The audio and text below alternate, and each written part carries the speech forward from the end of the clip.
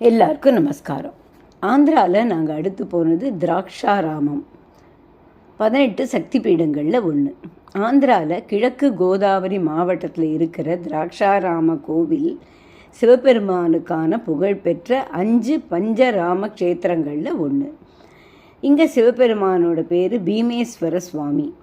அன்னை மாணிக்கியாம்பா தேவி, அன்னையோட இடது கன்னம் விழுந்ததாக சொல்லப்படுறது. இங்கே சுயம்பு சிவலிங்கம் 14லேருந்து 15 அடி உயரம். இந்த மாதிரி லிங்கம் பார்த்துருப்போமா நம்ம எங்கேயாவது? இந்த லிங்கத்தை கீழே சன்னதியில் பார்த்துட்டு மறுபடியும் மாடிப்படி மாதிரி இருக்குது, அதில் படியேறி போய் மேலே பார்க்கணும். இந்த கோவில் 9 மற்றும் 10ஆம் நூற்றாண்டுகளில் கிழக்கு சாளுக்கிய மன்னர்களால் கட்டப்பட்டதாம். சோழர் காலத்து கல்வெட்டுகளும் இந்த கோவிலில் இருக்காம். தரிசன நேரம் காத்தால 6லேருந்து 12, சாயங்காலம் 3லேருந்து 8. இந்த க்ஷேத்திரத்தை தட்சிண காசி க்ஷேத்திரம்னு சொல்கிறார். திராட்சாராமம் அப்படிங்கிறதுக்கு அர்த்தம் தக்ஷ பிரஜாபதியோட இருப்பிடம். அதனால் இங்கே தான் தட்ச யஜ்ஞமும் நடந்ததாக சொல்லப்படுறது. இந்த கோவிலே ஒரு பெரிய கோட்டை மாதிரி இருக்குது. ஸ்படிக லிங்கத்தால் ஆன சிவலிங்கத்தோட மேல் பகுதியில் கருப்பு கோடுகள் இருக்கு.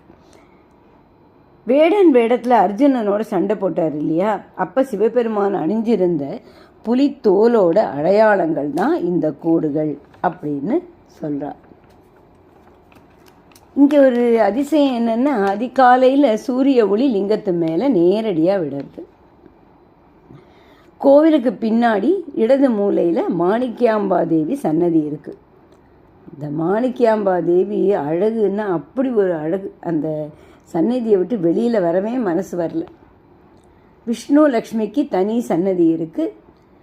இந்த இடத்துல விஷ்ணு பகவான் தான் க்ஷேத்திர பாலகர்.